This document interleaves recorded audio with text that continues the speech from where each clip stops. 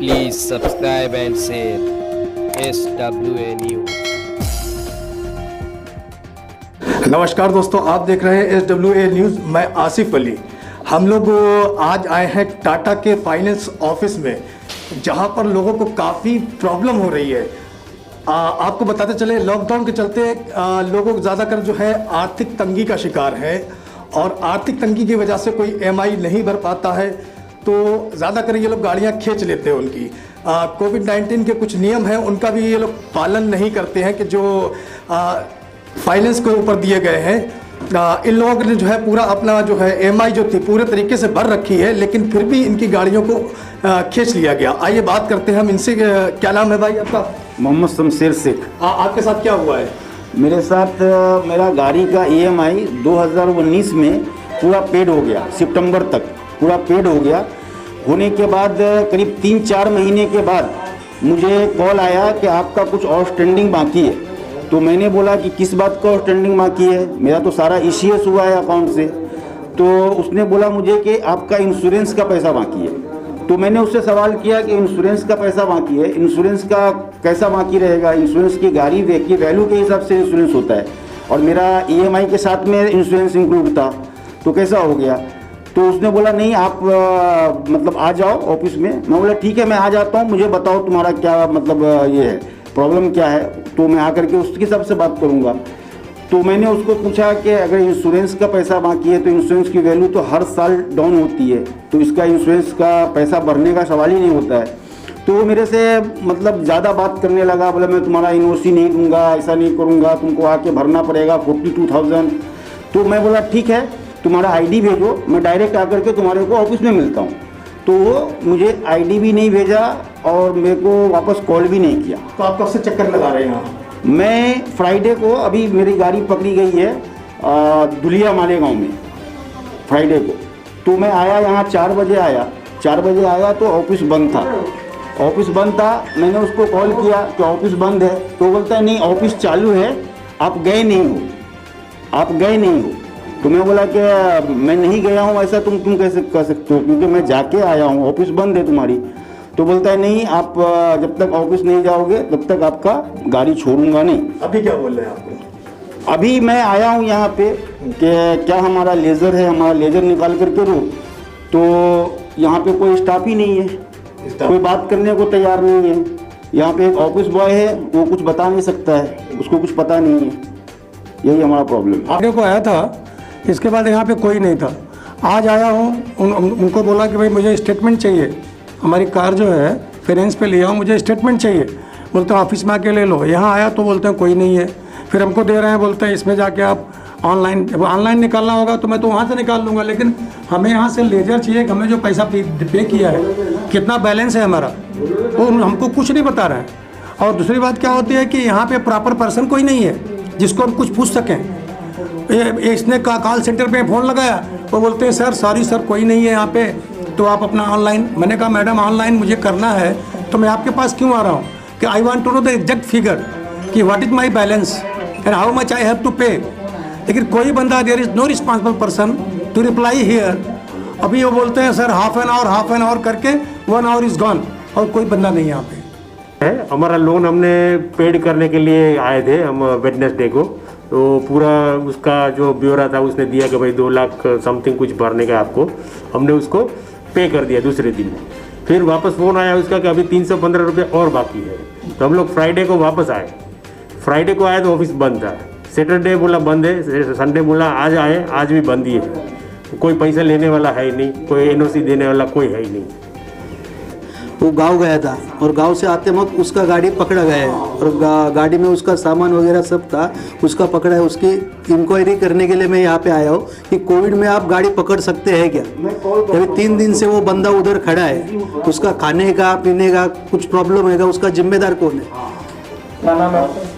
मेरा नाम प्रशांत तोरने, RPI का जिला अध्यक्ष हूँ मैं। ये जो मेरा दोस्त है संतोष पटले करके, वो गाड़ी लेके धुले गया था, तो धुले में उसकी गाड़ी पकड़ी गई। तो पकड़ी जाने के बाद मैं उधर के मैनेजर को फ़ोन किया, फ़ोन उन्होंने लगा के दिया मेरे दोस्त ने। फिर मैं बोला कि जो कुछ है वो इश्यू हो बाद में, कोविड के बाद में देखे जाएंगे, पहले उनको छोड़ दो, उनके बीवी बच्चे उनके साथ में, उनको छोड़ दो। कोविड के इसमें आप पकड़ नहीं सकते और आपका EMI कुछ बाकी नहीं है उनका, तो काहे के लिए तुम लोग पकड़े? तो वो बोलते हैं कि नहीं, उनका EMI बाकी है, 85,000 बाकी है, कभी बोलता है 90,000 बाकी है, कभी बोलता है 96,000 बाकी है, कभी बोलता है 45,000 बाकी है।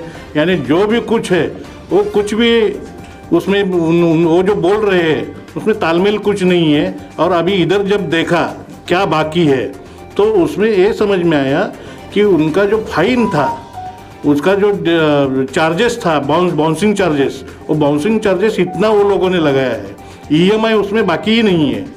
यानी ये जो इनका जो काम है, ये काम लोगों को फंसाने का, कस्टमर को फंसाने का काम चल रहा है और इसके ऊपर कानूनी कार्रवाई होनी चाहिए। और हमारा आदमी वहाँ पे 3 दिन से उधर भूखा मर रहा है, उनके बीवी बच्चे उधर भूखे मर रहे हैं, उनका ये लोगों को कुछ नहीं। यानी ये ऐसा जो कारोबार है ये टाटा फाइनेंस का, ये बराबर नहीं है। ये लोगों के लिए बहुत खतरनाक साबित हो सकता है, इसीलिए ये लोगों के ऊपर कानूनी कार्रवाई करनी चाहिए। है तो डिटेल में क्या दिया है आपको? सर डिटेल में EMI बाउंस थी और कितनी प्लांटी बाकी थी? सर डिटेल में उसने अभी मेरे को बताया है कि बिलेड अमाउंट 42,990 रुपये है और वो मुझे बाउंस अमाउंट दिखा रहा है, बाउंस दिखा रहा है कि 5 बार हमारा ECS बाउंस हुआ है। तो 5 बार आपका हुआ था? नहीं, कितनी बार हुआ था? मेरा 2 या 3 बार हुआ था। और जो हाँ 2 या 3 बार हुआ था, लेकिन जब भी हुआ तो मैंने उसको कैश दे करके रिसीव ले लिया मैंने। ठीक है, तो आपको उस टाइम प्लांटी हुआ ऐसा नहीं बताया गया? नहीं, कुछ नहीं, मुझे बताया गया कि आपका 15,241 रुपये का आपका जो EMI है वो आप पे कर दो। मैंने वो पे कर दिया। और अभी इसका जो मतलब कि ECS जो दिखा रहा है कि 5 हफ्ता आपका ECS बाउंस हुआ है, उसके हिसाब से कुछ 76,000 ऐसा दिखा रहा है। और यहाँ इसकी चोरी देखो, यहाँ पकड़ी जा रही है कि बिलेड अमाउंट दिखा रहा है 42,990। मतलब ये चोरी भी जो कर रहा है तो वो भी उसको सही तरीके से चोरी करना भी नहीं आ रहा है, कुछ भी मतलब कि ऐसा छाप करके सामने वाले को दे दे रहा है, बोला तुमको इतना देना ही पड़ेगा, ऐसी मतलब कि ज़बरदस्ती चालू है। हाँ, मतलब कुछ भी अमाउंट डाल के दे दे रहा है। प्रबंधक है यहाँ ऑफिस के? क्या हुआ? प्रबंधक है, इंचार्ज है ऑफिस के? नहीं, हेड है, क्या है? Operation incharge. अच्छा, ऑपरेशन इंचार्ज है। ब्रांच में इंचार्ज। इन लोगों की जो शिकायतें हैं, इन लोगों का कहना है कि फ्राइडे से ये लोग यहाँ चक्कर लगा रहे हैं आपके यहाँ। और अभी जो भाई साहब है MS03, ये फ्राइडे आए थे। हाँ, वो 2 भाई साहब को कहना फ्राइडे चले गए हैं और एक ही खड़े हैं। माझ्याशी बोलणं झालंय का सर? ये ना तुम्हें था नहीं, हाँ तुम थे नहीं। सिक्योरिटी गार्ड बोलते से आपका ऑफिस बंद है? नहीं, फ्राइडे ऑफिस बंद है, फ्राइडे ऑफिस चालू था। ठीक है, दोपहर के बाद म्यूनसिपलिटी वाले आए थे, उन्होंने सब लोग हम लोग बोला कि आपका कोविड टेस्ट हुआ ही नहीं हुआ, इसका रिपोर्ट बताइए। बोले नहीं हुआ है सर। तो अभी कभी आप कराइए, हमको रिपोर्ट चाहिए। रिपोर्ट के बिना आप 12 तारीख को ऑफिस ओपन नहीं कर सकते। अच्छा, तो हम लोग इसीलिए हम लोग गए फिर गवर्नमेंट ऑफिस में ये रिपोर्ट निकालने के लिए अपना, हम लोग 5-6 जन फटाफट गाड़ी में जाके रिपोर्ट निकली, क्योंकि हम लोग को मंडे तक रिपोर्ट आना चाहिए अपने। ठीक है, अभी जो अपन हम लोग वापिस आ गए कि अभी देखा कि सब लोग वहाँ पे इंगेज है, वो लोग बोल रहे हम लोग 50 या 25 के ऊपर नहीं लेंगे, तो हम लोग वापिस आ गए फिर। अभी जो MS03BC 4235 जो आपने गाड़ी जब्त की है MI पेंटिंग दिखाकर, तो इन लोगों का कहना यह है कि हमारी गाड़ी में पैसा था, महिलाएं थी और बच्चे। अब कोविड-19 जो है चल रहा है, तो ऐसे में आपको गाड़ी जब्त करना चाहिए थी। देखिए, ये तो सबसे पहली बात कि इनकी गाड़ी जो पकड़ी गई उसके बारे में मेरे को कुछ इंफॉर्मेशन नहीं है। ठीक है, क्योंकि इनकी गाड़ी जिसने पकड़े वो लीगल ऑफिसर है। ठीक है, उन्होंने इनकी गाड़ी पकड़ी है, बस किस हिसाब से पकड़ी है, कुछ लीगल नोटिस दिया नहीं, तो उसके बारे में कुछ इंफॉर्मेशन नहीं। इन लोगों ने नोटिस दिया नहीं है। ठीक, बराबर है। अगर उनको पास, अगर उनके पास कोई प्रूफ नहीं है, कि उनके पास कोई डॉक्यूमेंटेशन प्रूफ नहीं आया, तो बराबर वो तो बोलेंगे कि मेरे पास कोई प्रूफ ही नहीं, तो मैं काय को बोलूँ।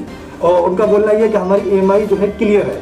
ठीक है, तो वही बोल रहा ना कि अगर समझो लीगल वाला अगर बोल रहा है कि उसने अगर उसमें उनका कोई ड्यूज बताया, तो वो लीगल वाला इनको क्लियर कर सकता है कि उन्होंने कौन से बेस पे इनका ड्यूज बताया, कौन से बेस पे उनको लीगल नोटिस भेजा है, तो वही बता सकता है।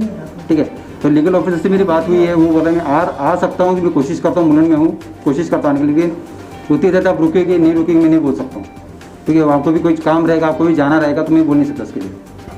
तभी वो अभी बोल रहा है, अमोल शिंदे बोल रहा है कि वो करा के दे रहा है, RBI से बात करके रिलीज के लिए बोल रहा है। फिर इनसे भी अभी जस्ट बात हुई है कुछ पैसे के लिए, अभी क्या बोल रहे हैं इनसे भी डिपेंड है, अभी नहीं बोले। तो ठीक है, अभी उस पर क्या बात करें वो आगे नहीं बता सकता अमोल शिंदे। हाँ, शशिकांत चौहान। स्वप्निल सोनवणे। स्वप्निल सोनाली जी, आपके जो यहाँ के प्रबंधक हैं ऑफिस के, तो वो कब मौजूद रहते हैं? वो तो मतलब 9-10 बजे आते हैं इधर ऑफिस में, और अभी ऑफिस का काम होने के कारण वो RTO गए हैं। अच्छा, तो इन लोगों को क्यों नहीं मिलते हैं? फिर और कोई नहीं है हमारे यहाँ। नहीं, क्या हुआ प्रॉब्लम की सर्कुलर आया है कि अगर कोविड का रिपोर्ट होगा तो ये अंदर अलाउड है, नहीं तो अलाउड नहीं है। अच्छा, तो इसकी वजह से किसको मतलब बुलाया नहीं, जिसके पास लैपटॉप है उनको कहा है कि घर पे काम करें इसके लिए। तो फिलहाल तो इधर कोई नहीं है। तो ऑफिस चालू रहता है कि नहीं? चालू रहता है ऑफिस। फ्रायडे से ऑफिस बंद आहे असं लोगों का कंप्लेंट आहे। फ्रायडेला बंद म्हणजे काय आता एक्झॅक्टली सांगू नाही शकत सर, कारण मी मध्ये पण 2 दिवस बाहेर होतो, मी आउटडोर होतो मी। अभी तो पहले तो बोला कि ऑफिस चालू है और अभी तो बोल रहे कि मैं बाहर। बघा सर, मी सकाळी आलो ना त्यानंतर मी 10च्या नंतर बाहेर मला पाठवतात ते लोक, आणि नंतर मी डायरेक्ट तसंच ऑफिस चालू राहतोय, हां कस्टमर येऊन परत रिटर्न जातोय। हां। शुक्रवारला कोण होता? शुक्रवारला मंगेश सर असतात तिथे।